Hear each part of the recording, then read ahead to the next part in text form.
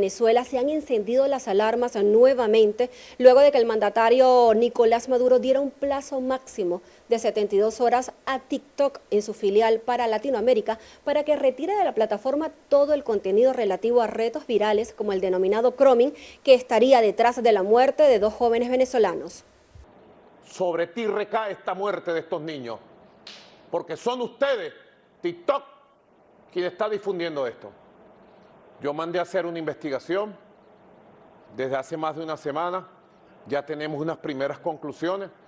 y en 72 horas TikTok debe responder, si no la República Bolivariana de Venezuela, en defensa de sus niños y niñas y el derecho a la vida, tomará las medidas más severas sobre esta red social de TikTok.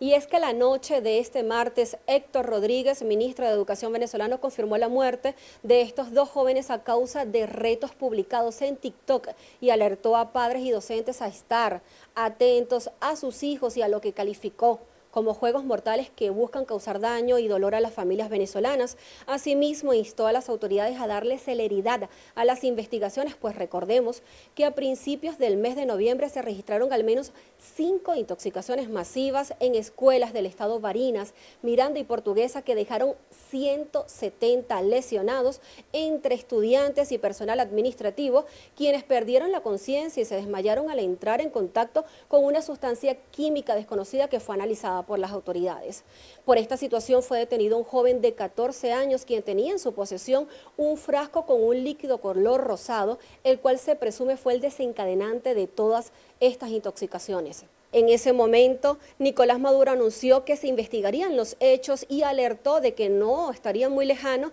la posibilidad de que el gobierno venezolano regulara el uso de las redes sociales en Venezuela, algo que ahora parece no estar muy lejanos, pues este martes el Parlamento venezolano anunció la revisión de la denominada Ley para la Protección y Uso Infantil de Internet, que a juicio del gobierno venezolano no busca penalizar el uso de las redes, sino fomentar un uso más acorde a lo que sería la edad y la salud mental de jóvenes y chicos que diariamente consumen información a través de estas plataformas digitales.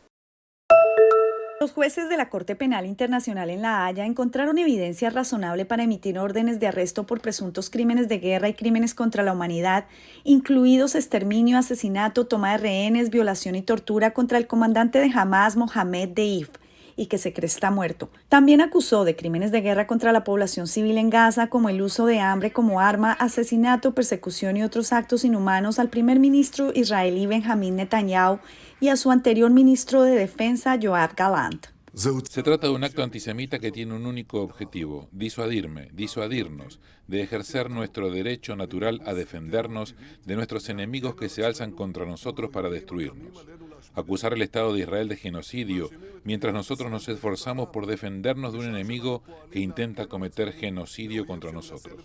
Dependerá de los 124 Estados miembros de los cuales Palestina hace parte, pero donde no se cuentan Israel ni Estados Unidos para ejecutar estas órdenes.